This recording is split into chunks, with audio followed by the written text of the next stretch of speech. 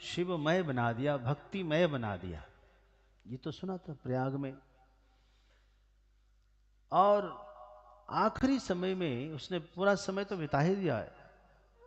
अंत समय में चंचुला स्नान करने जाती है और उसी समय में स्नान करते करते उसका प्राण छूटने लगता है। तभी शिवलोक से विमान आ जाता है, विमान में बैठकर भगवान के धाम जाती है। माता पार्वती के सहित शिव जी को विराजमान देख करके शिवलोक में चंचुला धन्य हो जाती है, खुश होती है। दंडवत प्रणाम। माता पार्वती ने चंचुला को हृदय से लगाया और अपने नित्य सखी में उनको शामिल कर दिया। नित्य सखी का मैं उनको शामिल करके उनको सानिध्य प्रदान किया। बहुत प्रसन्न हो गई, मेरे तो भाग्य खुल गए, गुरु जी ने मेरा जीवन ही बदल दिया। मैंने तो जीवन भर पूरा पाप ही किया था, लेकिन अंत भला तो सब भला, जीवन का आखिरी पल हमने सुधार लिया। बड़ी कृपा हो गई गुरुदेव की। और चंचुला सुखपूर्वक रहने लगी कैलाश में। एक दिन माता पार्वती को एकांत में बैठी हुई देखा। उनके पास जाकर चंचुला बैठ गई। बैठने के बाद थोड़ी चिंतन में डूब गई। माता पार्वती ने देखा कि चंचुला कोई चिंतन में, कोई चिंता में डूबी है, तो पूछा कि क्या बात है?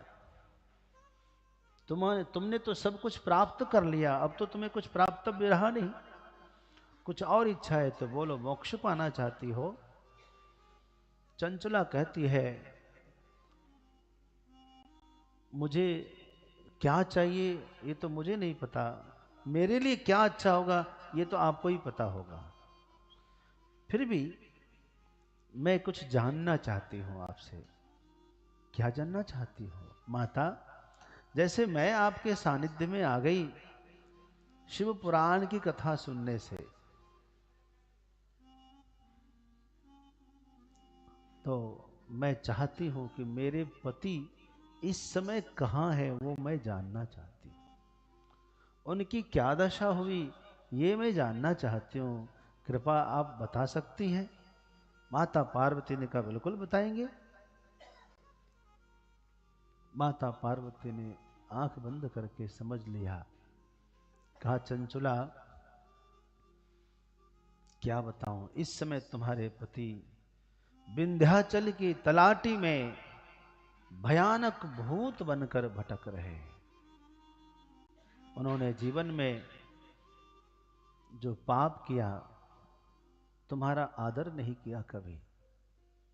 बिंदु ने, आपको तो कल कथा आपने सुनी थी, बिंदु ने जीवन भर पाप ही किया, घर की पत्नी का कभी उसने आदर नहीं किया।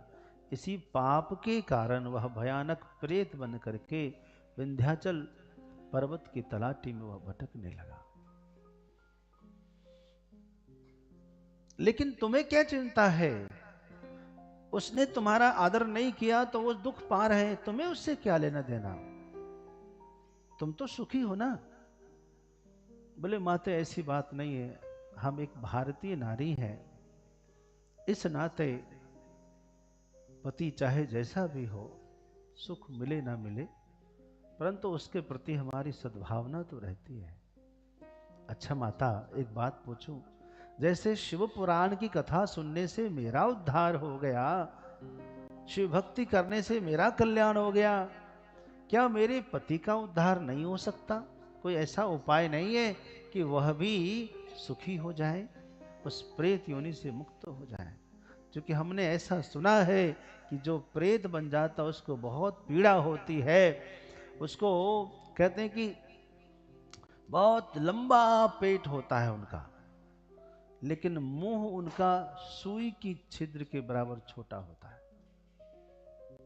कितना भी खाए उसका पेट कभी भर ही नहीं सकता है, कितना भी पिए पानी लेकिन उसका प्यास कभी बुझती ही नहीं है। यही कारण है कि जो भूत प्रेत होते हैं दूसरे दूसरे व्यक्ति के शरीर में प्रवेश कर जाते हैं और वहां फिर पानी पीने की मांग करते हैं, खाने की मांग करते हैं। वो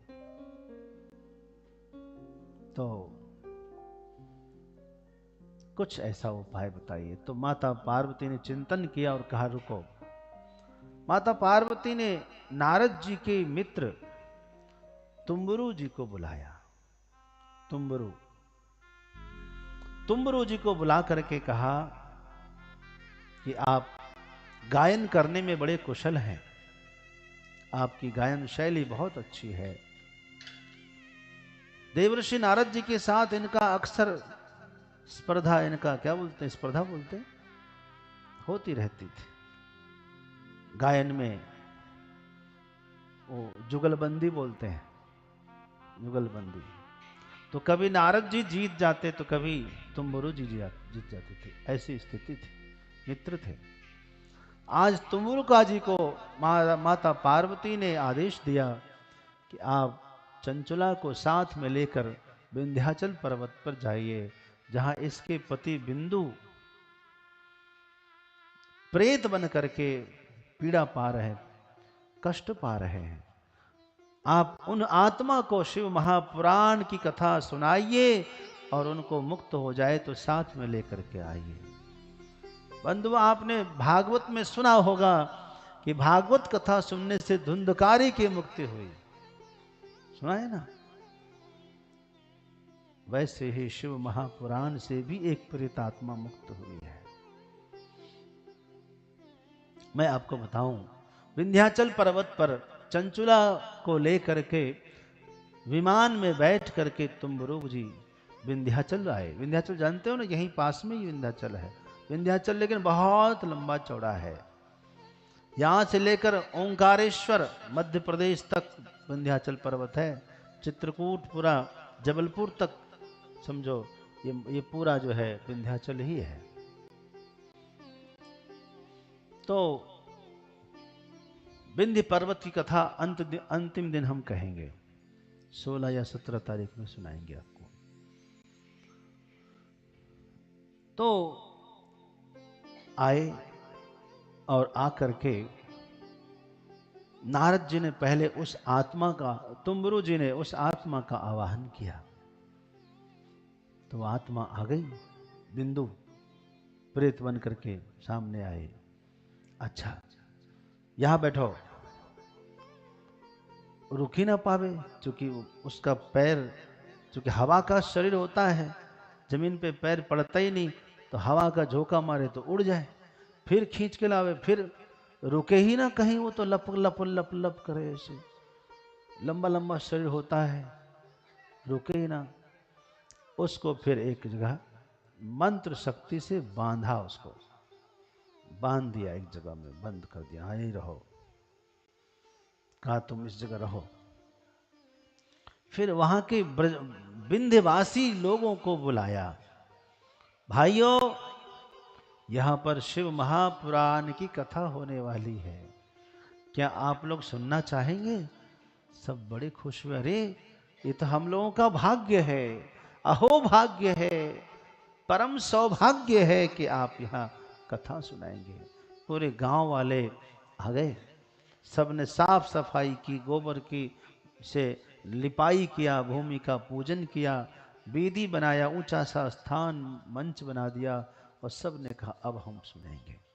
अगले दिन से शिव महापुराण की पावन कथा शुरू हो गई। बड़ा आनंद हुआ बंधुओं, और कथा सुनने से वो प्रेत आत्मा मुक्त हो गई और दिव्य शरीर धारण करके, सुंदर स्वरूप बना करके वह प्रेत आत्मा खुश होकर के कहने लगा, धन्यम धन्यम शिव पुराणम ही, ये धन्य है शिव महापुराण, प्रेत पीड़ा विनाशिनी, जिसने मुझे प्रेत योनि से मुक्त कर दिया। अरे भाइयों, मैं स्वयं प्रमाण हूं, मैं स्वयं प्रमाण हूं। शिव महापुराण की कथा सुनने से आज मेरा उद्धार हो गया। आप लोग भी शिव महापुराण में श्रद्धा कर लें। और कह करके शांत हुआ। फिर कथा विश्राम हुआ, आरती हुई और उसी विमान में उस दिव्य आत्मा को लेकर, चंचुला को लेकर तुम्बरुका जी माता पार्वती के पास पधार गए। बोलिए भक्तवत्सल भगवान की जय हो। वहां जाकर दंडवत प्रणाम किया शिव जी को, और शिव जी ने उठकर उनको हृदय से लगाया। अब क्या मिलेगा फल? भगवान शिव ने कहा, जैसे चंचुला यहाँ की नित्य निवासिनी बन गई, वैसे तुम भी यहाँ का निवासी बनो और तुम मेरे गण के सेवक बन जाओ। तो बिंदु को शिव जी की भक्ति मिली और चंचुला को जगदम्बा की प्राप्ति हुई। बोलिए भक्तवत्सल भगवान की। कल पूछा था किसी ने, शिव महापुराण कथा सुनने का नियम क्या है? ये भी पूछा था आपने। थोड़ा थोड़ा कह के मैं निकलूंगा आगे। कहते हैं, क्या बात है,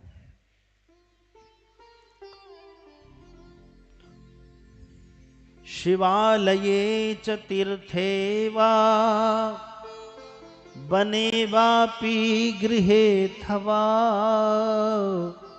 कार्यं शिवपुराणस्य श्रवणस्थलमुत्तमम्। कहते हैं, शिव महापुराण की कथा पहले कहाँ होनी चाहिए, कहाँ कहाँ हो सकती है? लिखा है, सबसे उत्तम है शिवालय में हो शिव पुराण कथा। कहाँ हो? ये शिवालय ही है कि नहीं? दूसरा कहा तीर्थेवा, किसी दिव्य तीर्थ में। अनेकों तीर्थ है बंधुओं, सबसे प्राचीन तीर्थ कौन है? बोलो बोलो, काशी है। तीर्थों में कथा हो रही है। वने वापी, अथवा वन में करो। काशी का एक नाम है आनंद वन। क्या नाम है इसका? आनंद वन। आनंद वन क्यों? क्योंकि माता पार्वती को यहां बहुत आनंद आया था, इसलिए उस समय तो वन था, इसका नाम हो गया आनंद वन। शिवालये च तीर्थे वा वने वापि गृहे थवा, अथवा गृह में, किसी के घर पर भी कथा हो सकती है। ठीक है जी। अभी स्वयं शिव जी का घर है ना? काशी तो शिव जी का स्वयं का घर है। यहाँ माता पार्वती रोटी बनाकर खिलाती है शिव जी को, इसलिए तो उनका नाम यहाँ अन्नपूर्णा है। दुनिया में कहीं भी पार्वती माता का अन्नपूर्णा नाम नहीं पड़ा, यहीं पड़ा। अच्छा, तैयारी कितनी करनी चाहिए? बोले, विवाहे यादृशं चित्तम तादृशं परिकल्पयेत्। एक विवाह में, चाहे पुत्र का विवाह हो चाहे कन्या का विवाह हो, जितनी तैयारी करते हैं, जितना उत्साह करते हैं, जितना चिंतन करते हैं, उससे इतना भी कम नहीं करना चाहिए। हाँ, यदि कंजूसी किया तो समझ लो, लेकिन हमारे यजमान बड़े उदार हैं। हाँ, मैं इसलिए कहूँगा क्योंकि कोई कमी नहीं किया है, सबको हवाई जहाज से लाया है, सबको हवाई जहाज से पहुंचाएंगे भी। दोनों तरफ से है ना? दोनों तरफ से। अच्छा, बहुत अच्छी बात है, बहुत अच्छी बात है। मैं समझा कि एक ही तरफ से है, दोनों तरफ से आना और फिर लेके पहुंचा भी देना, बहुत सुंदर। एक बार इनके लिए करतल ध्वनि तो करो भाई। तो यहाँ लिखा है एक विवाह में, जैसे आप कोई विवाह करता है अपने बेटे का विवाह, वो उसको क्या बोलते हैं जो दूसरे शहर में जाके करते हैं, डेस्टिनेशन वेडिंग। तो डेस्टिनेशन वेडिंग हो गया ये तो है। यहाँ भी विवाह तो कल होगा ही होगा, लेकिन डेस्टिनेशन वेडिंग हो गया। सब मेहमानों को, सब रिश्तेदारों को लेकर आना, लेकर जाना, पूरी जिम्मेदारी के साथ है भाई। ये वही हो गया।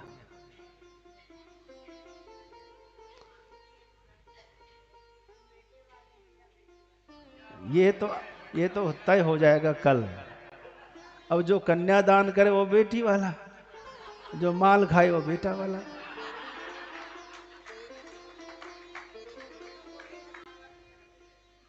अच्छा, देखो देना नहीं पड़ेगा इसीलिए सोच रही है। एक बात, जो माल खाता वो मार खाता है, ये भी बात है। तो अन्या चिंता विनिवार्या सर्वा शौनक लौकिकी। लौकिक सभी चिंता को छोड़ देना चाहिए। जब तक आप शिव पुराण कथा में हैं तो दुनियादारी की बातों को थोड़ा दूर कर देना चाहिए। और अब 2-3 बातें जो कठोर कठोर है, आपको हजम ना हो, वो मैं बोलने वाला हूं।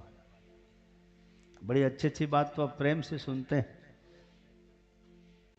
लिखा है कि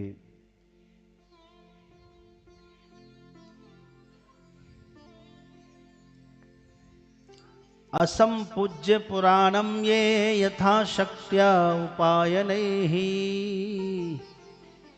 शृण्वन्ति मिमां कथा मूढ़ा स्यु दरिद्रा न पावना। जब आप यहाँ आते हैं तो जैसे उधर से आते हैं ना, तो कोशिश करना एक बेलपत्र लेकर यहाँ चढ़ाना, समझे? कुछ नहीं तो एक फूल का लेके आए, एक फूल की पंखुड़ी किसी से मांग कर, चाहे कहीं से किसी से लेकर लाके चढ़ाना, तब यहाँ कथा में बैठना। और ऐसे यदि आंखें खाली फोकट में बैठ गए तो कहते हैं कि बस पूछो मत, अगले जन्म में वो दरिद्र होगा। इसलिए सावधान रहो, आते समय कुछ न कुछ यहाँ आकर के भेंट जरूर चढ़ा देना। मेरी बात समझ गए? एक पत्रम पुष्पम, जल यहाँ मत चढ़ाना, जल के लिए मंदिर है भाई। पता लगा कि मंच ही बह गया। दूसरा, कथा चल रही हो तो उठकर कहीं जाना नहीं। यदि कथा चल रही हो और उठकर चले गए तो क्या होगा? लिखा है कथायाम कथ्यमानायाम गच्छन्ति अन्यत्र ये नराः भोगांतरे प्रणश्यन्ति तेषाम दारादि संपदा। यदि कथा चल रही हो और आप बीच में उठकर चले गए तो समझ लो बाल बच्चा होने के बाद आपकी जोड़ी बिछड़ जाएगी। समझ गए मतलब क्या हुआ? मतलब बाल गोपाल हुए और उसके बाद आपकी जोड़ी एक जो है उसमें से जीवन साथी चले जाएंगे भगवान के धाम, शिव जी बुला लेंगे। इसीलिए क्या करना, कथा के बीच में नहीं जाना।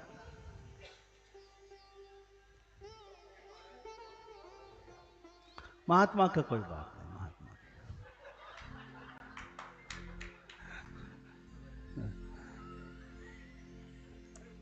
सोस्नी समस्तका ये च शृण्वन्ति मां कथां नराः तत्पुत्राश्च प्रजायन्ते पापिनः कुलदोषकाः। पगड़ी पहनकर कथा नहीं सुनना। पगड़ी होती ना, टोपी की कोई बात नहीं, आप चिंता मत करो। पगड़ी पहनकर कथा नहीं सुनना है। क्यों नहीं सुनना है? क्योंकि बाबा का सम्मान करना है। अब सरदार जी चिंता ना करो भाई, आपका भी पगड़ी उसके लिए नहीं है। आपका ये तो बेचारा गुरु का दिया हुआ है इनका। क्या है? गुरु का दिया हुआ है आशीर्वाद। हाँ, आप सोचे कि अब हम क्या करें, उनका तो नहीं पढ़े तो चलेगा ही नहीं, यूनिफॉर्म है, गुरु का दिया हुआ है। लेकिन बाकी लोग जो शोभा के लिए पहनते हैं, मान सम्मान के लिए, उनको मना है। जैसे कोर्ट में आप जाते हैं, मेरे ख्याल से सरदारों को कोर्ट में मना नहीं है, वहाँ भी चलता है इनका। इनको हेलमेट की भी छूट है। कहाँ पहने बेचारे, हेलमेट आएगा ही नहीं, वो हेलमेट ही है, हेलमेट ही है। अच्छा, दूसरा, तांबूलम भक्षयन्तो ये शृण्वन्ति माम कथाम नरा। देखो ये बनारस है और बनारसी पान बहुत फेमस, कोई खाए तो नहीं? जल्दी कुल्ला करके आ जाओ, एकदम बिल्कुल। यदि तांबूल खा करके, पान खा कर यदि कोई कथा सुनता है तो उसको नौकरी मिलेगी। नौकरी करोगे ना? पता है नौकरी कहाँ मिलेगी? सरकार के यहाँ नहीं, यमराज के यहाँ। और यम के नौकर बनते हैं, यम के स्टाफ बनते हैं, यमदूत बनते हैं। तो यमदूत का पोस्ट खाली है, यदि किसी को भर्ती में जाना हो तो पान खा करके शिव पुराण कथा सुनो। समझ गए? तो भैया सावधान रहना। तांबूलम भक्षयन्तो ये शृण्वन्ति माम कथाम नराः सविष्ठाम खाद्यन्ते तान् नरके यम किंकराः। क्या बनेंगे? यम किंकरा। और पान का छोटा भाई है तंबाकू, ये भी जरा संभाल लो, नहीं तो आगे मैं कहूंगा तो क्या कहूं आपको। तुंगासनारूढ़ा, वक्ता से ऊंचे स्थान में यदि आप बैठकर कथा सुन लिए तो कौवा बनना पड़ेगा। कौवा, आपको याद है महाभारत के समय भगवान श्री कृष्ण ने अर्जुन को गीता सुनाई, और अंतिम में गीता के लास्ट में अर्जुन ने कहा कि अब आदेश करिए, जो आप कहेंगे वो मैं करूंगा। ठीक है? भगवान ने कहा एक काम करो, मुझे प्रणाम करो। मद्याजी, मेरी पूजा करो। माम नमस्कुरु, मुझे नमस्कार करो, प्रणाम करो। अच्छा, अब मेरा काम कर दो। हनुमान जी ने कहा कि सरकार मैं भी गीता सुना हूं। हनुमान जी थे कि नहीं वहां? कहां थे? ध्वजा में थे, बहुत सुंदर झंडा में थे हनुमान जी। और वहीं से पूछा, भगवान गीता मैं भी सुना हूं, मुझे भी आदेश हो, क्या दक्षिणा दूं, क्या सेवा करूं, क्या आज्ञा है सरकार? भगवान ने कहा, हनुमान जी गलती हो गई, बड़ी मिस्टेक कर दिया आपने, बड़ी भारी मिस्टेक। क्या गलती हो गई? यही कि आपने गीता तो सुनी लेकिन हमसे ऊंचे में बैठकर सुनी। सरकार अब क्या होगा? प्रेत बनना होगा। हमको प्रेत बनना बनेगा? हाँ, गीता सुनने का फल यही है जी। गीता का फल तो अलग है, लेकिन जो अपराध बना पहले उसका फल मिलेगा। हनुमान जी को प्रेत बनना पड़ा। अब ये प्रेत बने थे महाराष्ट्र में,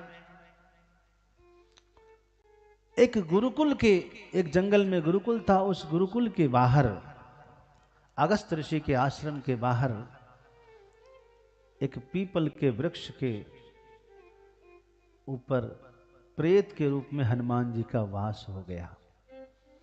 गुरुकुल के ब्रह्मचारी लोग जब वहां आते थे, उस वृक्ष के नीचे अपना पढ़ते थे, पाठ लगाते थे, तो हनुमान जी ऊपर से गीता का श्लोक उस पत्ते पर लिख कर गिराते थे।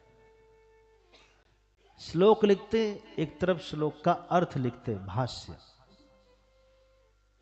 और बच्चे देखते, अरे ये तो गीता का श्लोक है, हम भी याद कर रहे हैं यही श्लोक है। जैसे देखो बच्चे के हाथ में गीता है, याद करने बैठे, ये हमको देख भी रहे हैं, मन ही मन याद भी कर रहे हैं, यही चल रहा है ना।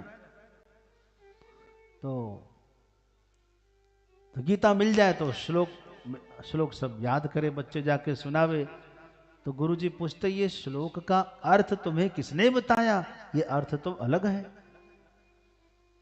तो कहते कि वो जाते हैं वहां पीपल वृक्ष के नीचे, ऊपर से कोई पत्ता गिरता है और उस पत्ते पे गीता का श्लोक और अर्थ लिखा रहता है। तो पता करो। आखिरी में जब पूरा हो गया तो स्वप्न में एक बालक को हनुमान जी ने दर्शन दिया और कहा, देखो जो तुमने संग्रह किया है सभी श्लोकों का, क्या बात है, हनुमान जी यही है। गलती होगा तो हमारे ऊपर गदा पड़ सकती है। तो हनुमान जी ने बालक को स्वप्न दिया और कहा कि इसका नाम होगा पिशाच भाष्य। वो गीता पिशाच भाष्य कहीं उपलब्ध हो, यहां मेरे पास तो नहीं है। उसके बाद पिशाच योनि से हनुमान जी की मुक्ति हुई, हनुमान जी का फिर से जन्म हुआ, समर्थ स्वामी रामदास के रूप में जन्म हुआ। किस रूप में?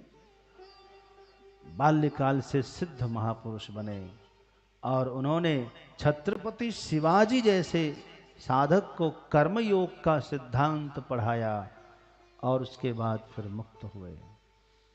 तो शुरुआत कहां से हुई? ऊंचे में।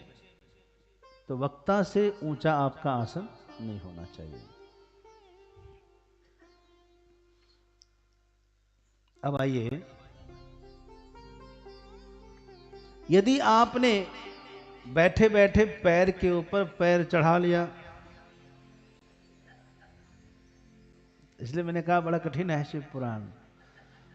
वीरासन, इसको क्या बोलते हैं? वीरासन। गूगल पे सर्च कर लो, वीरासन कैसा होता है देख लेना। ये जो होता है ना, पैर के ऊपर पैर चढ़ा लेते हैं ऐसे ऐसे, और दोनों तरफ पैर पे ऐसे हाथ कर लेते हैं, एक ऐसे कर लिया, ये नहीं है वीरासन, ये हनुमत आसन है। वीरासन दूसरा है, करके दिखाओ। ये नहीं है, ये तो पद्मासन हो गया। हाँ, और थोड़ा करो, ये है वीरासन।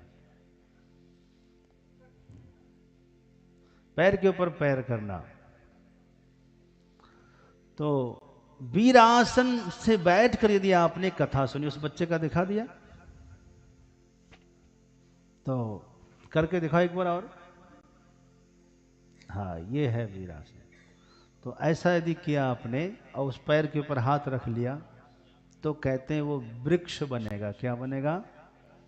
वृक्ष बनेगा भाई, विष वृक्ष। वो भी आम उम का वृक्ष नहीं बनेगा, विष का वृक्ष बनेगा। जो खाएगा वो जाएगा।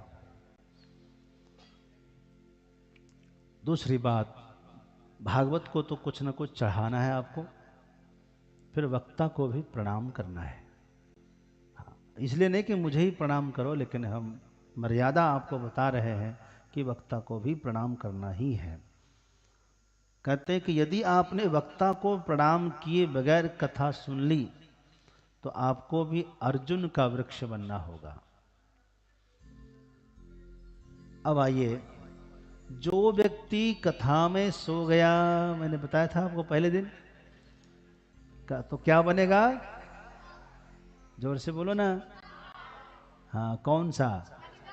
अजगर बनेगा। ठीक है, लिखा हुआ है, अनातुरा शयाना ये शृण्वन्ति माम कथाम नराः भुक्त्वा ते नरकान् सर्वान् भवन्ति अजगरादयः। अजगरा। अब मोटा आदमी हुआ तो अजगर बनेगा, पतला होगा तो दूसरा कोई सांप बनेगा, लेकिन बनेगा जरूर। अच्छा, जो उसको देखेगा वो क्या बनेगा? इसलिए देख करके चुप मत रहना। देख लिया बगल में कोई सो रहा है तुरंत उसको धक्का मारना, भाई क्या कर रहा है, मुझे सपेरा बनाना चाहता है क्या? और यदि बगल में कोई जानबूझ के आपको दिखा दिखा के सोए तो समझना इसको नीयत खराब है।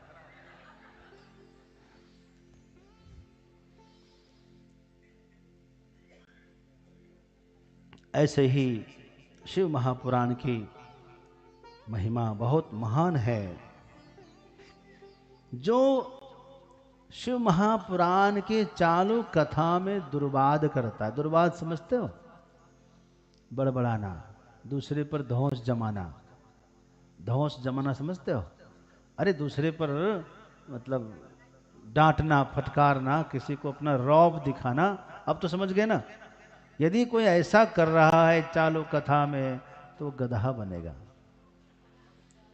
लिखा है भवंती गर्दभादय, वह गधा बनता है।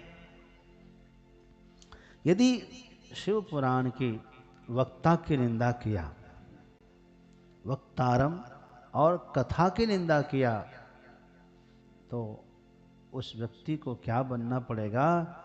उस व्यक्ति को भवंती शुनका भुक्त्वा दुखम जन्म शतम ही, शुनक यानी कुत्ते की योनि को में जाएगा वह। फिर वो भौंकता रहेगा, कोई उसकी परवाह नहीं करेगा। इसीलिए शिव महापुराण की कथा का बड़ा आदर है भाई।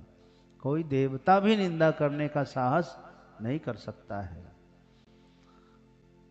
और जो शिव पुराण की कथा ही ना सुने भैया, बहुत कठिन है, हम नहीं सुनेंगे। जानबूझ करके उधर से निकल ले। आपने कहा आ जाओ हैदराबाद से एक दिन के लिए आ जाओ, कह के ना ना बहुत कठिन, हम नहीं जाएंगे। मना यदि कर दे, देखो हमारे हर बात पे प्रमाण चल रहा है, हर बात में शिव जी साक्षात उपस्थित है। आपने बिल्कुल ठीक ही कहा, संपुट हो रहा है, हर वाक्य पर संपुट हो रहा है। यदि कोई मना कर दे और जीवन में कभी भी वह शिव पुराण की कथा न सुने तो कहते हैं भवंती वन सुकराहा, वो जंगली सुअर बनेगा।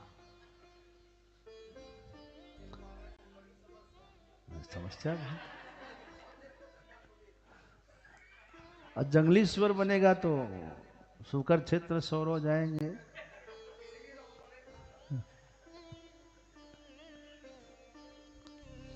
तो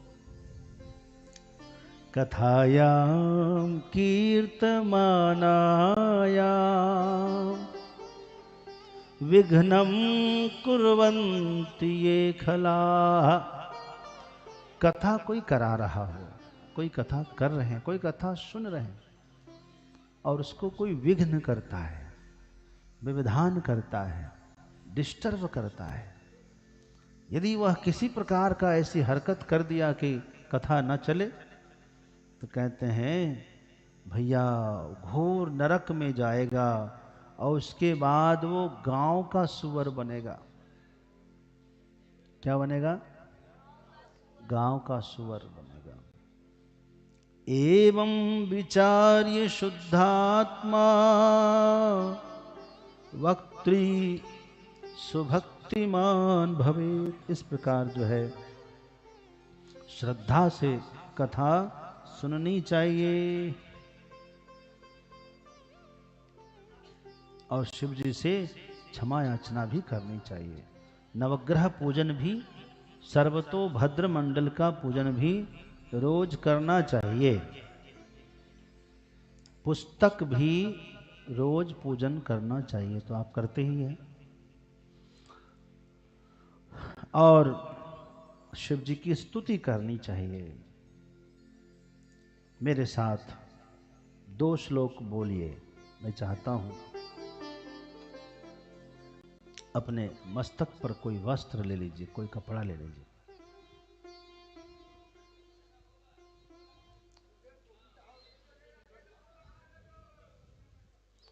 श्रीमत् बोलो, श्रीमत् शिव पुराणाख्य शिवपुराणाख्यः प्रत्यक्षस् प्रत्यक्षस् त्वं महेश्वरः त्वं महेश्वरः श्रवणार्थं स्वीकृतोऽसि संतुष्टो भव वै मयि मनोरथो मदीयोऽयं कर्तव्यः सफलस्त्वया निर्विघ्नेन सुसंपूर्णं कथा श्रवण मस्तु मे भवाब्धिमग्नं दीनं मां समुद्धर भवार्णवात् कर्मग्राह गृहीतांगं दासोहं तव शंकर हे शिव जी, मैं आपका दास हूं। मुझे कर्म रूपी ग्राह ने ग्रस लिया है। इस भवसागर में डूब रहे मुझको संभालिए नाथ, मेरा उद्धार करिए। निर्विघ्न मैं इस कथा को श्रवण कर सकूं, ऐसा आशीर्वाद दीजिए। आप संतुष्ट होइए। बहुत विघ्न है कि नहीं? बहुत विघ्न है। कोई विघ्न नहीं करेगा तो अपना ही मन विघ्न कर देगा, आलस्य आ जाएगा। कुछ न कुछ भोजन करने में आलस्य नहीं आएगा। कितनी बार करता है? 3 बार। अब भजन,